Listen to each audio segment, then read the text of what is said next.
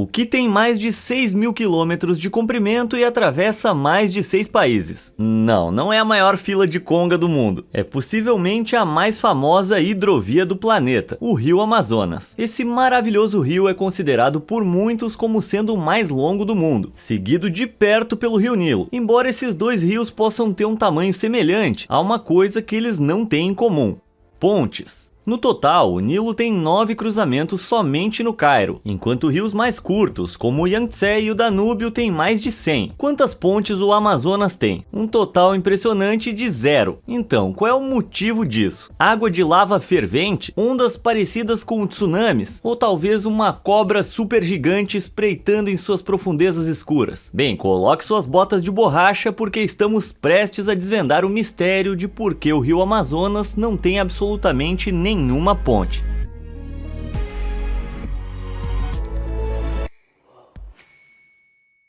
A primeira coisa que você vai notar sobre o rio Amazonas é o seu tamanho imenso. Com mais de 6.992 quilômetros de comprimento, é justo dizer que esse rio é extenso. Tão extenso que seu curso se estende por uma distância ainda maior do que entre o Alasca e New Orleans. Sendo um rio tão grande, não é surpreendente que o Amazonas libere uma quantidade enorme de água no Atlântico. E quando eu digo enorme, é muita água mesmo. O rio libera cerca de 166.558 litros por segundo de água doce no oceano. Isso significa que em 24 horas, o Amazonas despeja cerca de 14,4 bilhões de litros de água doce no oceano. Para ter uma perspectiva, isso é equivalente a despejar 5.759 piscinas olímpicas cheias d'água no oceano todos os dias. Esse fluxo de água doce representa quase 20% de toda a água dos rios que entra no mar. Ok, então o rio Amazonas pode ser longo e repleto de água, mas isso não significa que não se possa construir uma ponte sobre ele, especialmente se for estreita. E durante a estação seca o rio não fica tão largo, com uma largura média de 3 a 10 quilômetros. Tá, isso pode parecer enorme, mas considerando que a ponte Golden Gate, em São Francisco, tem 2,7 quilômetros de comprimento, construir uma passagem sobre o rio Amazonas parece viável pelo menos, até que chega a estação das chuvas. De meados de dezembro a meados de maio, o céu se fecha sobre o Amazonas, tanto que os níveis de água podem subir quase 15 metros, a mesma altura de um prédio de 5 andares. Mas se você acha que isso é muito, ainda não viu nada. Durante esses meses, a largura do rio não apenas se aprofunda, mas também se alarga. Em algumas partes, pode chegar entre 39 e 48 quilômetros de largura. Isso significa que durante a estação das chuvas, se você construísse uma ponte sobre o rio Amazonas em seu ponto mais largo, ela precisaria ser colossal, 17 vezes mais longa do que a ponte Golden Gate. Tá escutando isso? É o som dos engenheiros em todo o mundo chorando em desespero. Mas os efeitos da estação das chuvas não param no alargamento do rio. Gramíneas aquáticas, conhecidas como matupás, podem se agrupar na superfície do rio. Quando a estação de enchentes chega, esses blocos flutuantes de vegetação se enchem de água, antes de afundarem no leito do rio e morrerem. Mas durante a estação seca, as formações da flora surgem novamente, literalmente. Flutuando na superfície da água, o amontoado de vegetação fornece um substrato de matéria orgânica parcialmente decomposta, onde as plantas podem começar a crescer. O ciclo de submersão e flutuação dos blocos de grama se repete ao longo das sucessivas estações de chuva e seca. Com o tempo, os matupás podem atingir cerca de 13 metros de altura e crescer até 4 hectares. Para colocar isso em contexto, o tamanho médio de um campo de futebol americano é um pouco mais de 0,4 hectares. Sim, acho justo dizer que os matupás são bem volumosos. Isso pode ser um lugar de descanso bem-vindo para algumas espécies da vida selvagem da Amazônia, mas tá longe do ideal ter uma ilha flutuante navegando pelo rio se você tá tentando construir uma ponte. E ainda, não é apenas a estação das chuvas que pode ser culpada pelos pesadelos dos engenheiros sobre o rio Amazonas. 2 vezes por ano, durante o equinócio bienal, o Sol e a Lua exercem uma força maior na Terra do que o resto do ano, e é essa força que traz as marés para os seus picos mais altos. No caso do Amazonas, essas ondas enormes vêm avançando do Oceano Atlântico, onde elas superam a correnteza na foz do rio, invertendo seu fluxo. Esse fenômeno, conhecido como pororoca, causa estragos na Amazônia. Essas mega ondas podem avançar até 805 km rio acima, atingindo velocidades elevadas de 24 km por hora. Isso, somado a ondas de 4 metros de altura, cria uma mistura devastadora.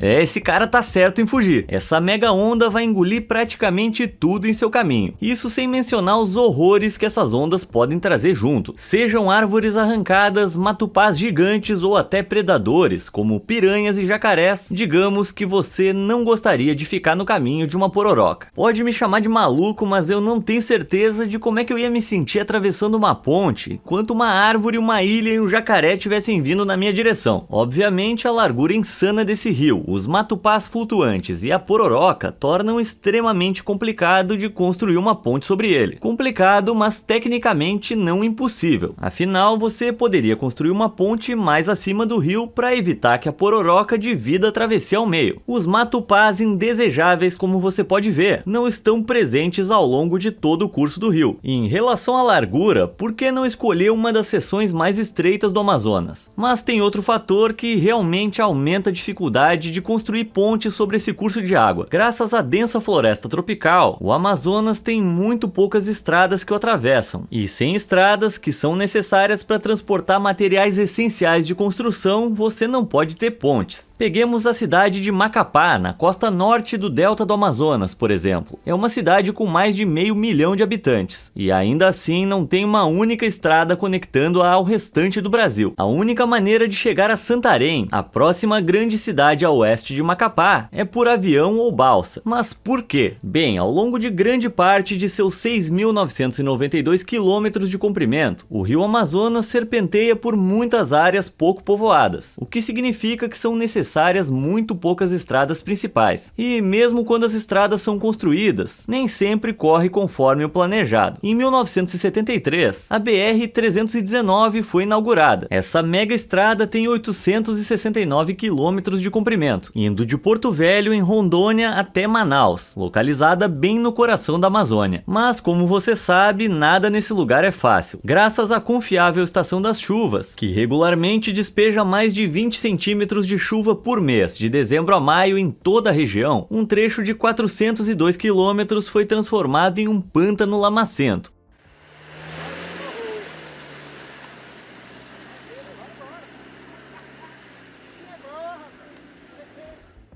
Não importa o quão grande seja o seu 4x4, não tem como percorrer 402 quilômetros disso. Mas em 2015, um programa de manutenção tornou isso ligeiramente viável durante a estação seca. E em julho de 2022, o ex-presidente brasileiro Jair Bolsonaro foi ainda mais longe, prometendo seu apoio para a reconstrução completa desse trecho do meio da BR-319. Parece promissor, mas... aí tem o delicado assunto de contas a pagar. Você tá vendo o estado dessa estrada? Os custos estimados totalizam a bagatela de 265 milhões de dólares. Mas, como acontece com a maioria dos projetos de construção, é muito provável que o resultado final exceda muito esse valor. Agora, isso pode parecer caro, mas a gente tá só começando. Lembre-se que esse é o custo só para a estrada. A gente ainda nem chegou na parte principal, a ponte. Em 2010, o Brasil construiu uma ponte sobre o Rio Negro, o maior afluente do Amazonas. Esse trecho de 3,5 km de uma bela obra de engenharia conecta as cidades de Manaus e Iranduba, limitando o tráfego movimentado de balsas pelo afluente no processo. Impressionante como parece, a ponte Rio Negro ainda custou incríveis 570 milhões de dólares para ser construída. Presumindo que uma ponte sobre o Amazonas custaria uma quantia semelhante, o prejuízo total para reparar a BR-319 e construir uma ponte sobre o Amazonas provavelmente custaria ao Brasil 835 milhões de dólares. Caramba! Com uma etiqueta de preço tão perigosa, precisa haver uma grande demanda para justificar a construção de uma ponte desse tipo. E como o Amazonas tende a passar por áreas pouco povoadas, simplesmente não tem motivo suficiente para gastar todo esse dinheiro em uma ponte. Em vez disso, a maioria das pessoas se acostumou a atravessar o rio de barco ou balsa. É aquela história, se não tá quebrado, não conserte. Mas o Rio Negro não é conhecido só por ter uma ponte sofisticada. O Encontro das Águas, também conhecido como como o encontro dos rios. É o lugar onde o Rio Negro e o Amazonas se encontram, mas os rios não se encontram tecnicamente. Em vez disso, há uma divisão clara entre a cor das duas águas, que é tão distinta que pode ser vista até do espaço. Isso tem que ser obra de algum demônio malvado escondido nas profundezas do Rio Amazonas, né? Bom, você vai ficar feliz em saber que o encontro das águas se deve simplesmente à diferença de temperatura, velocidade e turbidez entre os dois corpos de água. Ufa, minha alma tá salvo de demônios por enquanto. Ok, então o encontro das águas pode não representar nenhuma ameaça para alguém que atravessa esse rio, mas tem algumas teorias mais sombrias e perturbadoras sobre o motivo de não haver uma única ponte que atravesse o Amazonas. Para explicar, vamos voltar no tempo, 60 milhões de anos atrás, para a época do Paleoceno. Nessa época, uma criatura mortal espreitava nos pântanos da Colômbia, um país que o rio Amazonas atravessa. Se você tem medo de cobras, se prepare. Esse predador pré-histórico, conhecido como Titanoboa, tinha cerca de 15 metros de comprimento e pesava incríveis 1.133 quilos. Para ter uma ideia, as anacondas verdes são as cobras mais volumosas hoje em dia, mas elas têm apenas 1/5 do peso da aterrorizante Titanoboa. Tá, antes que você entre em pânico, é bom saber que a Titanoboa está extinta e isso faz uns 58 milhões de anos. Então não precisa se preocupar com cobras super gigantes rastejando pelas águas do Amazonas, né?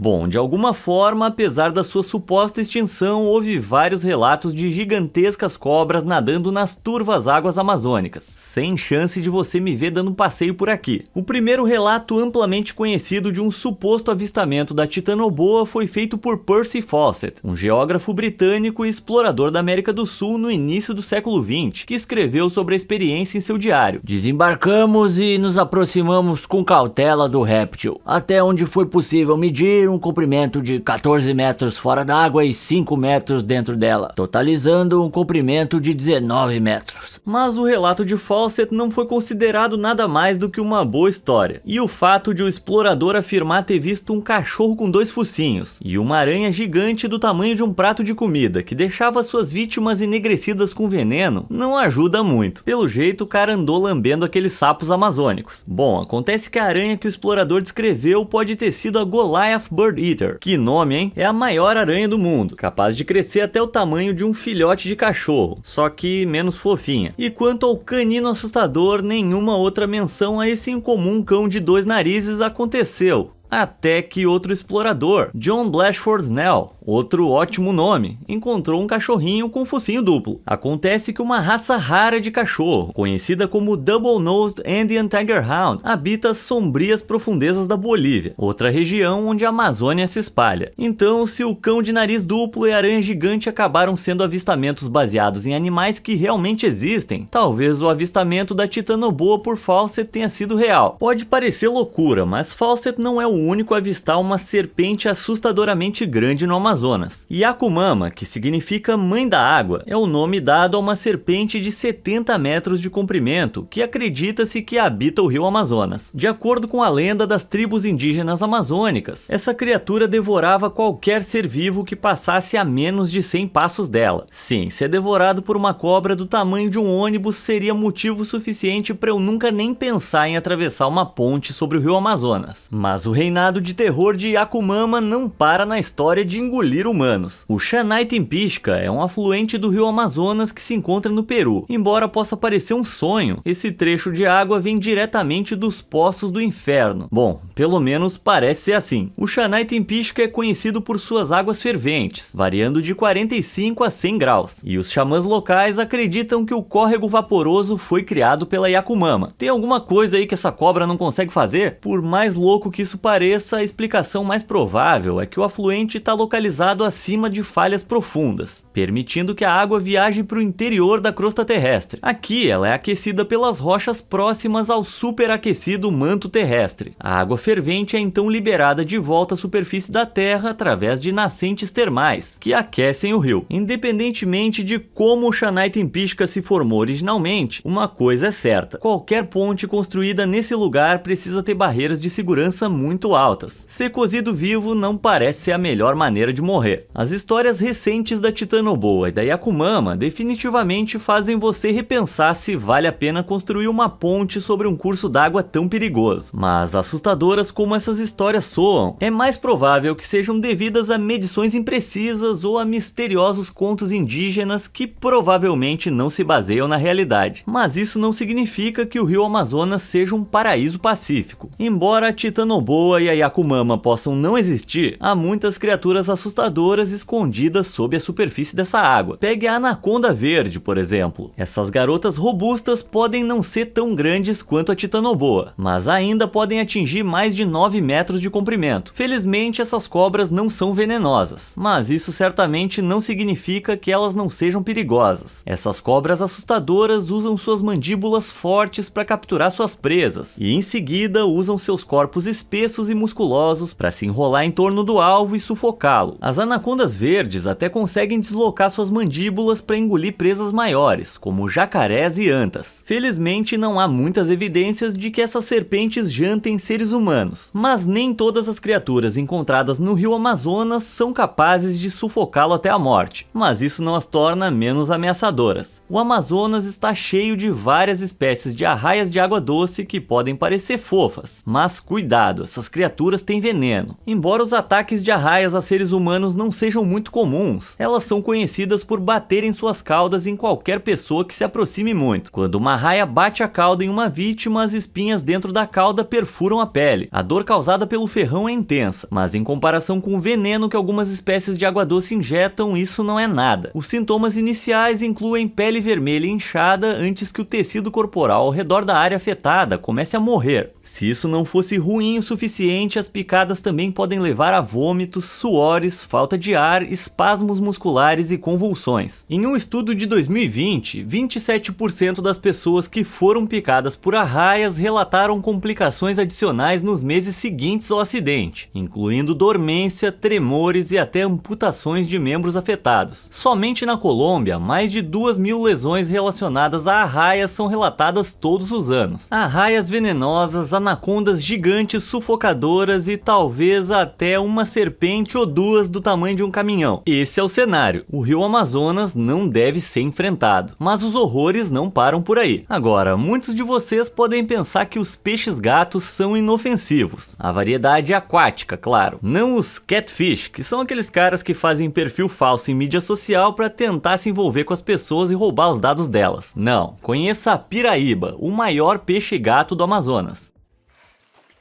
Tá só no banheiro, pô. Tô filmando. Pega na cabeça dela.